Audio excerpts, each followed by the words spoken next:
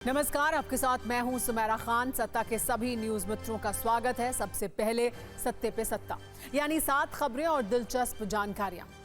आज पहले आपको उत्तर प्रदेश की उन मस्जिदों के बारे में बताएंगे जिन्हें होली से पहले तिरपाल से ढक दिया गया है। सबसे लंबी लिस्ट उसी संबल की है जहां जुमे और होली वाला कलेश सबसे ज्यादा है। पहली वीडियो कुंजी इसी खबर पर खोलेंगे। इसके बाद उस ट्रेन हाईजैक की खबर जिसने पिछले 30 घंटे से पूरे पाकिस्तान को हिला दिया है। लेकिन खबर है कि अब फाइनल ऑपरेशन की तैयारी शुरू हो चुकी है और 200 से ज्यादा ताबूत क्वेटा स्टेशन पहुंच चुके हैं। एक तस्वीर बहुत चौंकाने वाली है। आज सियासत की एक बड़ी खबर हरियाणा से है, जहां नगर निकाय चुनाव में बीजेपी की सुनामी आ गई। 10 में से 9 सीटों पर बीजेपी ने प्रचंड जीत हासिल की है, जबकि कांग्रेस का खाता तक नहीं खुला। मानेसर में निर्दलीय उम्मीदवार को जीत मिली है। फिर एक शुद्ध राजनीतिक वीडियो कुंजी नीतीश कुमार और राबड़ी देवी की बहस पर, जिसमें बहुत चिंगारियां हैं। ये बहस बिहार विधान परिषद के अंदर हुई, जिसमें विवादित शब्दों वाले बहुत सारे कीवर्ड्स हैं और एक दूसरे पर जबरदस्त कटाक्ष भी है। एक बड़ी खबर मॉरिशस से, जहां पीएम मोदी को मॉरिशस का सर्वोच्च पुरस्कार दिया गया। प्रधानमंत्री मोदी ये अवार्ड पाने वाले पहले भारतीय हैं। उन्होंने ये सम्मान दोनों देशों की दोस्ती को समर्पित किया। इसके अलावा मॉरिशस के राष्ट्रपति को महाकुंभ का गंगा जल भी दिया। होली से पहले एक शुभ समाचार भी है। दाल और सब्जियां सस्ती होने से फरवरी में रिटेल महंगाई दर घटकर 3.61% पर आ गई है, जो महंगाई का 7 महीने का सबसे निचला स्तर है। जनवरी 2025 में यह दर 4.31% थी। आज सत्ता में एक कुंजी इलॉन मस्क के उस मस्के पर जो उन्होंने डोनाल्ड ट्रंप को लगाया है। मस्क 5 टेस्ला कार लेकर अचानक व्हाइट हाउस पहुंच गए और ट्रंप से कहा कि अपनी पसंद की एक कार चुन लो। इसके बाद ट्रंप ने कौन सी कार चुनी और मस्क को क्यों कहा अपना यार, ये दिखाएंगे। सत्ता में अब उस रंग की बात जो होली के दिन भी उतना नहीं उड़ेगा जितना होली से पहले उड़ रहा है, यानी हिंदू मुस्लिम कलेश का वो रंग जो संभल से लेकर यूपी के कई शहरों तक चढ़ा हुआ है। 14 मार्च को होली और जुमा साथ साथ हैं, इसीलिए नेताओं को एक ऐसी गेंद मिल गई है जिस पर वो खुलेआम अपने एजेंडे के अनुसार नफरत से भरे फ्री हिट्स लगा रहे हैं। और अब पुलिस प्रशासन के सामने होली और जुमे को सौहार्द से संपन्न कराना एक बड़ा चैलेंज है। इसीलिए यूपी के शहरों में इस चुनौती से निपटने के लिए एक रास्ता निकाला गया है, क्योंकि होली के दौरान कई जुलूस सड़कों पर निकलेंगे। इसीलिए मस्जिदों पर तिरपाल डाले जा रहे हैं ताकि होली के दौरान उस पर रंग और गुलाल ना पड़े। संभल में 10 मस्जिदों को होली के लिए ढका जा रहा है, जबकि शाहजहांपुर में भी होली के जुलूस से पहले मस्जिदों पर पर्दा डाला जा रहा है। हम आपको संभल से आई उन तस्वीरों को भी दिखाते हैं जहां मस्जिदों को ढकने का काम शुरू हो चुका है, और इसमें वो जामा मस्जिद भी शामिल है जहां सर्वे के दौरान 24 नवंबर 2024 को हिंसा हुई थी। इसीलिए सवाल ये है, क्या अब इस रास्ते से संभल में सब कुछ मंगल होगा? जिन रास्तों से होली का ये जुलूस निकलेगा उसमें करीब संभल की 10 मस्जिदें आएंगी। ये फैसला उस पीस मीटिंग में हुआ जिसमें पुलिस के साथ साथ कई धर्मगुरु भी शामिल थे। हालांकि होली और नमाज का टाइम क्या होगा, इस पर अब भी एक बड़ा कलेश मचा हुआ है। लेकिन जिन मस्जिदों को तिरपाल से ढका जा रहा है उनमें शाही जामा मस्जिद का पिछला हिस्सा है जहां से होली का जुलूस गुजरेगा। हम आपको एक बार उन सभी मस्जिदों के नाम बताते हैं जिन्हें होली के लिए संभल में ढकने का काम शुरू हो चुका है। कहीं पर मस्जिदों पर तिरपाल लगाए जा रहे हैं और कहीं पर चादरों और बड़े कपड़ों से मस्जिदों को ढका जा रहा है, जिससे होली का जुलूस जब निकाला जाए तो रंग या गुलाल ना पड़े इन पर। इन मस्जिदों में शामिल है संभल की शाही जामा मस्जिद, एक रात वाली मस्जिद और कोतवाली मस्जिद। इसके अलावा लदानिया मस्जिद, खजूर वाली मस्जिद और अनारों वाली मस्जिद को भी तिरपाल से ढकने का काम शुरू हो चुका है, जबकि पाटो वाली मस्जिद, गोल मस्जिद और गुरुद्वारा वाली मस्जिद का नाम भी इस लिस्ट में शामिल है। प्रशासन के अनुसार होली के दिन संभल में 2 जुलूस निकाले जाएंगे, जिसमें पहला सुबह 8 बजे से 11 बजे तक और दूसरा 11 बजे से दोपहर के 3 बजे तक निकलेगा। इसकी तैयारी कैसी है, एक न्यूज रील आप भी देखिए।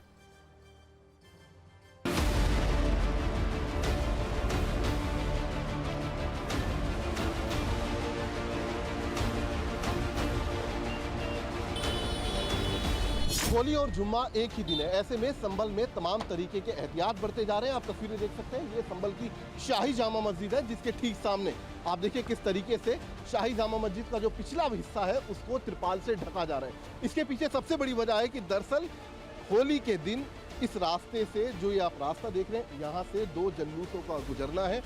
होली का रंग और जो गुलाल होगा वो शाही जामा मस्जिद पर ना पड़े, इसीलिए यहाँ पर बाकायदा तिरपाल लगाई जा रही है।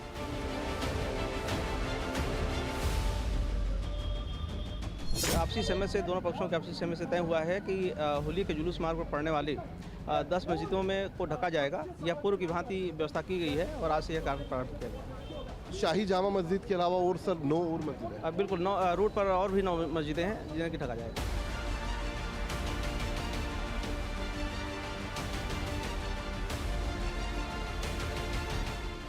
एसपी साहब ने और कोतवाली इंस्पेक्टर साहब ने सब तय करा दिया है। जहाँ जहाँ नमाज होनी है टाइम से वहाँ टाइम से हो जाएगी। जहाँ जल्लूस पहुँचेगा देर से पहुँचेगा तो थोड़ी देर से नमाज होगा। इनका जो जुलूस निकलता है हमारी मस्जिद के आगे से, वो बता रहे हैं वो 2-2:30 बजे निकलता है। तो हमारी जो नमाज है जो नॉर्मली होती है वो 1 बजे से 1:30 बजे तक हम निबट जाते हैं। तो हम जुलूस से पहले ही नमाज़ कर लेंगे, अपने जो टाइम रहता है उसी 15 से 20 मिनट नमाज़ पढ़ने में लगती है। तो 1:15 या 1:20 को हम नमाज से अपने फारिग हो जाएंगे।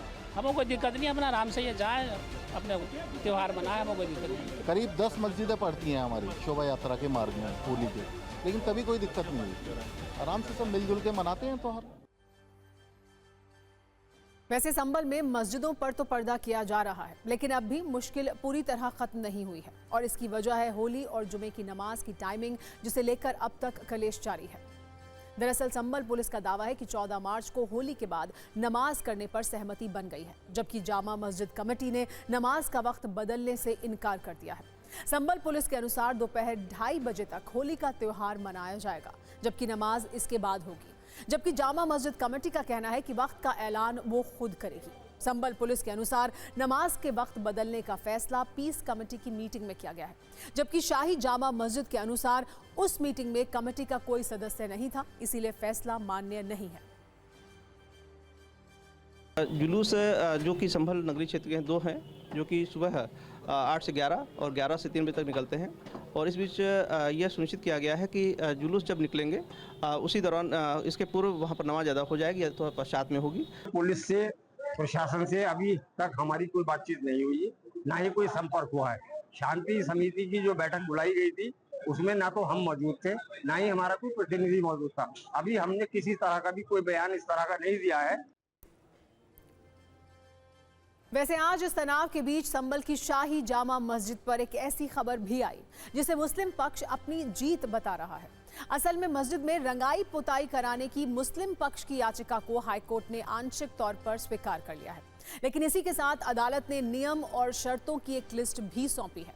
हाईकोर्ट ने शाही जामा मस्जिद में रंगाई पुताई की इजाजत तो दे दी है, लेकिन ये भी कहा है कि रंग रोगन का ये काम सिर्फ मस्जिद की बाहरी दीवारों पर किया जाएगा। इसके अलावा मस्जिद की बाहरी दीवार पर लाइट भी लगाई जा सकती है, लेकिन इस बात का ध्यान रहे कि रंगाई पुताई और लाइन के दौरान ढांचे को किसी भी तरह का नुकसान ना हो। दरअसल हिंदू पक्ष का तर्क था कि रंगाई पुताई के नाम पर मस्जिद से कई सबूत मिटाए जा सकते हैं, इसीलिए मुस्लिम पक्ष को ये इजाजत कुछ टर्म्स एंड कंडीशंस के साथ ही दी गई है। ये एसआई और हम दोनों मिलकर ही कराएंगे और 7 दिन के अंदर अंदर हम अपना पुताई का काम शुरू कर देंगे या संपन्न कर लेंगे। और सबूतों के आधार पर न्यायालय ने ये बात मान ली कि मस्जिद की पुताई होती रहेगी, होनी चाहिए। ये मुसलमानों की मस्जिद आज से नहीं बरसों से है, बाप दादाओं के जमाने से है और अदालतों ने जो भी काम किया है बहुत अच्छी से किया है। और अब नजरिया 9। वैसे ये पहला मौका नहीं है जब किसी शुक्रवार को होली और जुमा साथ साथ आया हो। पहले भी ऐसे आयोजन शांति और सौहार्द के साथ संपन्न कराए गए हैं, लेकिन अब इस तनाव की प्रायोजक वो सियासत है जिसका रंग होली और शुक्रवार के रंग से ज्यादा गहरा है। वैसे होली और जुमे की नमाज में संतुलन बनाना सिर्फ संबल प्रशासन के लिए ही सिरदर्द नहीं है, बल्कि कुछ ऐसे नेता हैं जो जानबूझकर अपनी जुबान से आग लगाने का काम करते हैं, जिसके कारण प्रशासन को फायर फाइटर की भूमिका निभानी पड़ती है। अगली खबर बिहार के दरभंगा की है। यहाँ भी संबल की तरह ही तनाव है और उसकी वजह बनी है वहाँ की मेयर, जिनका नाम है अंजुम आरा। आज से पहले दरभंगा से बाहर लोग इनको ठीक से जानते भी नहीं थे, लेकिन इन्होंने होली और जुमे की नमाज पर एक ऐसा फॉर्मूला दे दिया कि अब इनके बयान पर खूब राजनीति हो रही है। इन्होंने कहा है कि सुबह से दोपहर तक लोग होली मनाएं, दोपहर 12:30 बजे से 2 बजे तक वो ब्रेक लें, ब्रेक के दौरान जुमे की नमाज पढ़ी जाए। जुमे की नमाज का वक्त नहीं बदला जा सकता है, इसीलिए नमाज के लिए होली के बीच में ब्रेक लेना जरूरी है। दरभंगा की मेयर ने यह फॉर्मूला पीस कमेटी की बैठक से निकलने के बाद दिया।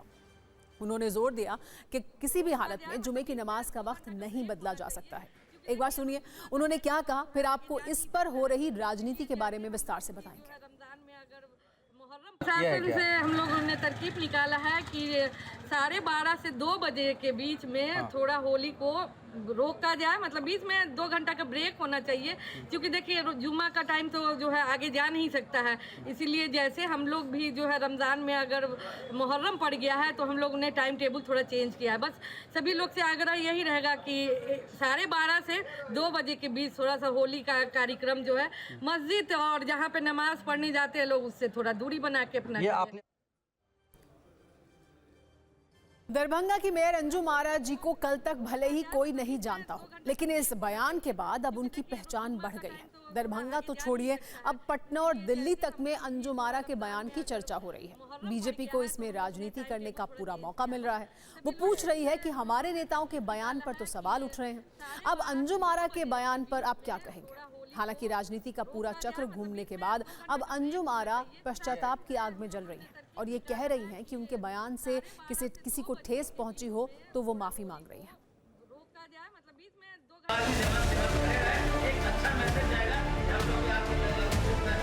शासन से हम लोगों ने तरकीब निकाला है कि 12:30 से 2 बजे के बीच में थोड़ा होली को रोका जाए।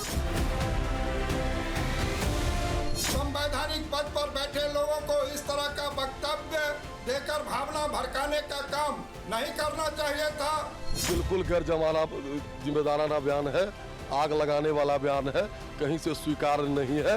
लेकिन मैं उन लोगों से पूछना चाहता हूं जो हमारे बयान पर हाय तौबा मचा रहे थे, आज उनके मुंह में क्यों दही जमी हुई है। अमन चयन तो डीएम और एसपी की जिम्मेदारी है, इसलिए नेताओं से हमारा अनुरोध है कि कम से कम ऐसे बयान से बचिए। तो ये लोग जो भी बयान दे रहे हैं वो मनुस्मृति को हृदय में रख करके बयान दे रहे हैं। जो मनुस्मृति जो है देश के लिए एक कलंक है। कौन लोग जो ब्रेक लेने की बात कर रहे हैं या जो घर में लेने? दोनों लोग धर्म जाति का इसमें बात ही कहाँ आता है। 1 साल इंतजार करने के बाद होली खेलते हैं और हम हिंदुस्तान में हैं, हम कोई बांग्लादेश में नहीं है, कोई पाकिस्तान में नहीं है। इसलिए अगर जुम्मा का नमाज किसी को रोकना है, होली से किसी को परहेज, तो अपने घर में जुम्मा का नमाज पढ़े। हम खुले आज़ादी के साथ होली खेलेंगे। विवाद की कोई गुंजाइश नहीं है और खामखा जो लोग इस तरह का विचार देना चाहते हैं वो देश के सौहार्द को बिगाड़ने का माहौल बनाना चाहते हैं। मेरी मंशा बस इतनी थी कि दरभंगा शहर में शांतिपूर्ण ढंग से हो, इसी संदर्भ में मैंने ये जो है बोला था। लेकिन अगर किसी की आस्था को ठेस पहुंचा है तो मैं उस पर खेद व्यक्त करती हूँ। पहले ऐसे बयान दो कि उससे विवाद बढ़े और जब विवाद बढ़ जाए तो माफी मांग लो। राजनीति में हिट होने का ये एक शॉर्टकट फॉर्मूला है जिसके लिए कहा जा सकता है कि बदनाम हुए तो क्या हुआ, नाम तो हुआ। लगता है कि दरभंगा की मेयर अंजुम आरा ने होली और जुमे पर बयान देकर यही फॉर्मूला अपनाया है। बीएलए का साफ साफ ये कहना है कि कत्लेआम की जिम्मेदारी पाकिस्तानी सेना की होगी। बीएलए की ओर से कहा गया है कि हमारा उद्देश्य पाकिस्तान की जेल में बंद बलूच कार्यकर्ताओं, राजनीतिक कैदियों, गायब लोगों, लड़ाकों और अलगाववादियों की बिना शर्त रिहाई का है। बीएलए ने पाकिस्तान की सरकार को 48 घंटे का अल्टीमेटम भी दिया है, जिसके 24 घंटे बीत चुके हैं। बीएलए का कहना है कि बलूचिस्तान में चीन की मौजूदगी बर्दाश्त नहीं। चीन ने हमारी चेतावनी को नजरअंदाज किया। बीएलए ने चीन को लेकर यह भी कहा कि तुम हमारी इजाजत के बिना यहां आए हो और तुमने हमारे दुश्मन को सपोर्ट किया है। पाकिस्तान के पीएम शहबाज शरीफ ने इस हमले की निंदा की है। उन्होंने कहा है कि हमलावर बलूचिस्तान के विकास के दुश्मन हैं। हमलावरों के साथ कोई रियायत नहीं होगी, हमलावरों को अंजाम तक पहुंचाएंगे। हमलावरों ने रमजान में यात्रियों को निशाना बनाया। इस्लाम और पाकिस्तान से संबंध नहीं है इनका। शहबाज शरीफ चाहे जो भी कहें, लेकिन बीएलए ने पाकिस्तान की सत्ता को कैसे गच्चा दिया ये आइए आपको बता देते हैं। सूत्रों की माने तो बीएलए ने पहले क्वेटा में हमले की फर्जी खुफिया जानकारी दी, जिसके बाद पाकिस्तान की सेना क्वेटा में एक्स्ट्रा अलर्ट हो गई। पिछले कुछ दिनों में क्वेटा में सुरक्षा बढ़ा दी गई। एक तरफ पाकिस्तान की सेना क्वेटा की सुरक्षा में लगी थी, वहीं दूसरी तरफ बलूचिस्तान के बलोन में ट्रेन के हाईजैक कर पाकिस्तानी सैनिकों को बंधक बना लिया गया। हालांकि बीएलए ने ट्रेन में मौजूद सामान्य यात्रियों को रिहा कर दिया। हाईजैक ट्रेन से लौटे यात्री हमले के वक्त की पूरी कहानी बयां कर रहे हैं। 18 दिसंबर 2024 को टेस्ला का शेयर $488 के साथ लाइफ टाइम हाई पर पहुंच गया था, लेकिन तब से अब तक कंपनी का शेयर करीब 53% नीचे आ चुका है। अगर सिर्फ इसी वर्ष की बात करें तो 1 जनवरी से लेकर अब तक टेस्ला के शेयर में 40% की कमी आई है। अगर कल को छोड़ दें तो सिर्फ पिछले 5 दिन में ही टेस्ला के शेयर 15% गिर चुके हैं। एलॉन मस्क को इसकी बहुत बड़ी कीमत चुकानी पड़ी है। सिर्फ इसी वर्ष में एलॉन मस्क को 9 लाख करोड़ रुपए का नुकसान हुआ है। सिर्फ शेयर बाजार में टेस्ला के लिए संकट नहीं है, एक ही दिन में टेस्ला के शेयर 4% बढ़े हैं। इस बढ़ोतरी के बाद टेस्ला का शेयर $230 से ऊपर पहुंच गया, जिससे मस्क को बम्पर फायदा हुआ। एक दिन में मस्क को 2,26,000 करोड़ का फायदा हुआ है। अब बात मुंबई के सेलिब्रिटी अस्पताल लीलावती की। सेलिब्रिटी हॉस्पिटल इसलिए क्योंकि कई बड़े सेलिब्रिटी यहाँ इलाज के लिए आते हैं। इस वजह से ये अस्पताल अक्सर खबरों में रहता है। लेकिन अब ये अस्पताल जादू टोने और तंत्र मंत्र की वजह से चर्चा में है। ऐसा दावा है कि इस अस्पताल में काला जादू हो रहा था। ट्रस्ट पर कब्जे के लिए तंत्र मंत्र का सहारा लिया जा रहा है। हैरान करने वाली बात यह है कि यह दावा अस्पताल को चलाने वाले ट्रस्ट से जुड़े लोगों ने ही किया है। ट्रस्टियों ने यह आरोप लगाया कि पूर्व ट्रस्टी अस्पताल में कई तरह का जादू टोना करते थे। ये दावा किया गया कि अस्पताल के ट्रस्टी ऑफिस में हड्डियों और बालों से भरे मटके मिले हैं, जिन्हें ऑफिस में फर्श के नीचे दबाकर रखा गया था। अस्पताल के ट्रस्टियों ने बताया कि पुलिस को इस मामले की शिकायत दी गई, लेकिन एफआईआर दर्ज नहीं हुई, जिसके बाद अदालत में इसकी जांच के लिए अपील की गई। पूर्व ट्रस्टियों पर 1500 करोड़ रुपए के घोटाले का भी आरोप लगा है। इसको लेकर भी 3 अलग अलग एफआईआर दर्ज की गई हैं। इन आरोपों की अब मुंबई पुलिस के साथ ईडी से भी जांच कराने की मांग हो रही है।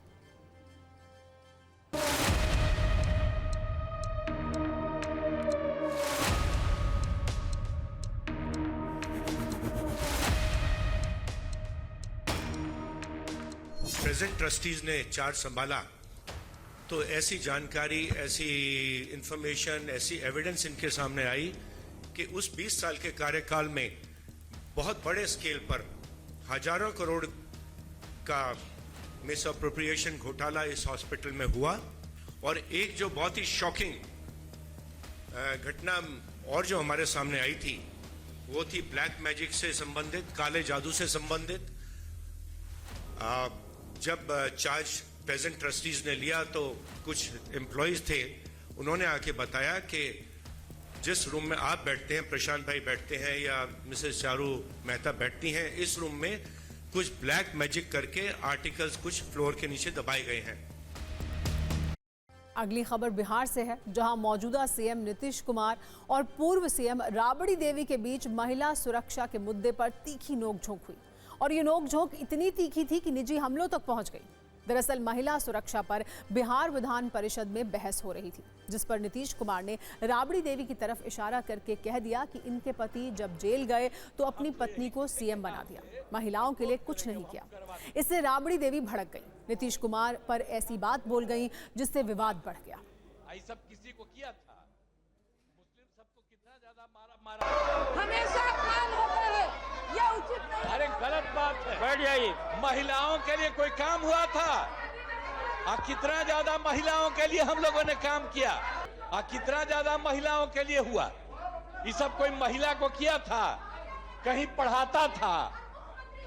अरे कुछ 5वीं क्लास तक हल्का फुल्का आती थी, उसके बाद नहीं। आज आप जानते हैं कि महिलाएं कितना आगे हैं। अपमानित हुआ? अरे चली गई हो, अरे इन लोगों के चक्कर में चली गई हो तो कुछ नहीं जानती हो, पूरी बात जानिए। मुस्लिम सबको कितना ज्यादा मारा था, है? और सबको किया, उसी को तो हम ही लोग ने पकड़ करके एक एक करके। अब मुस्लिम और हिंदू का झगड़ा कभी नहीं हुआ?